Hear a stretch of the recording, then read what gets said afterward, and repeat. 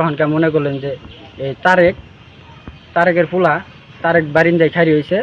এর মধ্যে আয়া এরা তারেকের মামা মারে কলারে ধরছে। তারেকের পোলা আয়া হেরা আমার এই গেঞ্জি যে দেখেন টান দিয়ে ছিঁড়ে আমার হাতে ব্যাগা ছিল 4,80,000 টাকা সে নিয়ে অমনি নিয়ে হেরা সে বাড়ির ভিতরে দৌড় দিছে।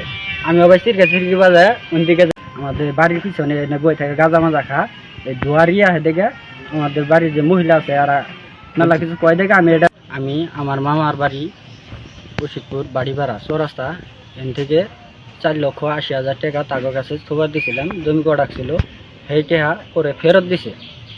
ফেরত দেওয়ার পরে আমারে বলছে যদি তখন ওই দিকে যদি জমি পাস তাহলে ক টাকার মতো যদি থাকে তাহলে আমার জানাই শেয়ারে নিয়ে জমি কটাক পারবেন। আমি কইছি আপনারা যদি পান সেটা করবেন। পরে হেরা পাইল না। আমি আবার কালকে গুনাফাড়া খুকা আরাফে কি জমি কটনা কাবু 4,80,000 টাকা পরে গেছি। যায় পরে বাড়ি ভাড়া থেকে 4,80,000 টাকা আমার মামার কাছে গিয়ে তারা বৈশা আমার গুইনা দিয়ে দিছে। দেওয়ার পরে চৌরাস্তা পর্যন্ত আইগে হয়ে দিছে। আইগে দেওয়ার পরে গাড়ি যখন উঠছি তখন ওরা বাড়িতে গেছে।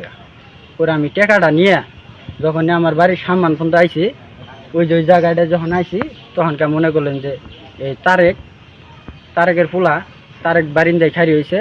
এর মধ্যে আয়া এরা তারেকের মামা মারে কলারে ধরছে। তারেকের পোলা আয়া হেরা আমার এই গেঞ্জি যে দেখেন টান দিয়ে ছিঁড়ে আমার হাতে ব্যাগা ছিল 4,80,000 টাকা সে নিয়ে অমনি নিয়ে হেরা সে বাড়ির ভিতরে দৌড় দিছে। আমি আবার চিরকি বাজায় ওইদিকে যায় হেরা একটা লাঠি নিয়েছি বাঁশ মানে আমার টেহা নিমু কইরা নেওয়ার পরে সেই টাকাটা নিবার যখন আইছি তখন তারেকে একটা শাবল নিয়ে আমার মারতে আইছি।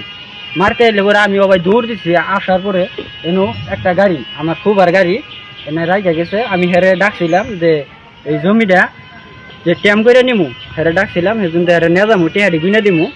হ্যাঁ আয়া বাজারে গেছে গা হে আমি জানি না গাড়িটা এনে রাইখে গেছে। হ্যাঁ হেরে শাবল দিয়ে গাড়িটার মধ্যে একটা বাড়ি দিয়ে গাড়িটা এমন অবস্থায় করে আছে গেছে গা। পরে মুখামুখি পরে আঙ্গার আমার জেঠা পরে ফুজা ফুজা যখন আহে তখন যায় ওরা দেখি ঘরের ভিতরে হামলাইছে। তোমার সাথে তারেকের কোনো ঝগড়া আছে কিনা? আগে পূর্ব কোনো শত্রুতা ছিল কিনা? আগে পূর্বে মনে করলেন যে আমাদের সাথে একটা জমি নিয়ে কেওয়া ছিল। তারপরে ইদানিং তোমার সাথে কি নিয়ে কোনো ঝগড়া? ইদানিং মনে করলেন সে মাদক ব্যবসায়ী গাঁজা বেছে বিচি বেছে এটা এলাকাবাসী সবাই আহে আমাদের বাড়ির পিছনে বই থাকে গাঁজা মাজা খা এই ধোয়ারিয়া আহে দেখে আমাদের বাড়ির যে মহিলা আছে আর মেলা কিছু কয় দেখে আমি এটার প্রতিবাদ করার কিছু দেখে লেগে আমার দেখবার পাই না। তখন থেকে তোমার শত্রুতা? তখন থেকে আমার শত্রুতা এটা। সে একটা মাদক ব্যবসায়ী। এখন এটা মানুষের কাছে আমি বলি দেখে লেগে তার সাথে আর কোনো শত্রুতা নাই। পরে আমার কাছে টাকাটি এমনি আজকে ছিনাই নিয়ে গেছে।